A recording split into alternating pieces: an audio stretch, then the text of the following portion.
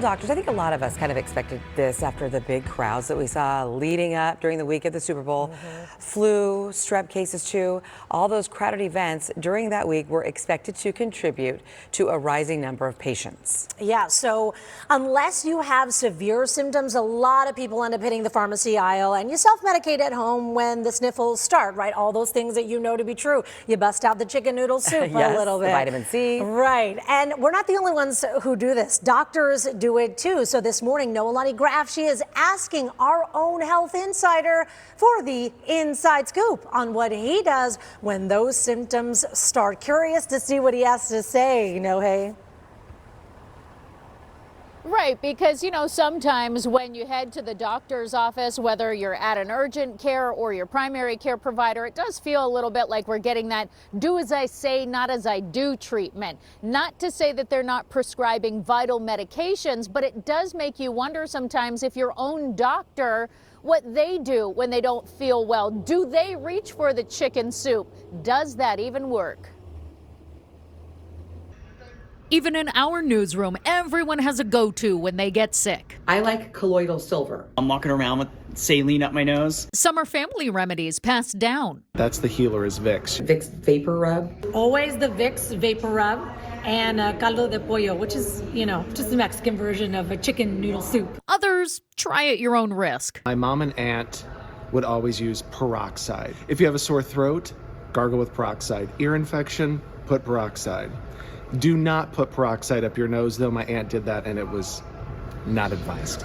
So you have to wonder what your own doctor's flu hacks are. Surely they sometimes differ from the clinical prescriptions, like taking a Z-Pack or the lackluster lots of fluids and rest. So we turn to our own health insider for the inside track. I really like is called umka, and that's actually from an African herb that's actually been shown to reduce the severity and duration of colds. Dr. Shatmarvasti says he also ups his intake of vitamin E, D, and zinc when he gets a cold. For prevention, he stands behind immune system boosters elderberry and echinacea.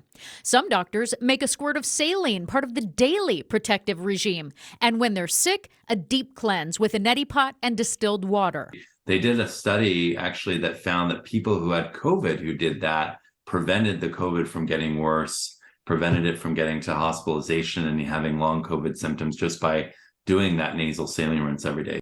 Dr. Schott also uses a bit of kitchen science. Sore throat, gargle salt water. Got a cough? A teaspoon of honey has actually been shown to be as effective as Robitussin without any of the side effects. Mary Poppins might have been onto something. Sort of. And so what about that chicken soup? Studies have shown that if you can do it homemade, limit the sodium, then the liquid, the electrolytes, and the protein can help make a difference. But Dr. Schott also warns that viruses feed off simple sugars, so some of those other comfort foods that you might reach for, not the best idea. Another good one that he reaches for, those probiotic drinks like a kombucha or the various versions of that.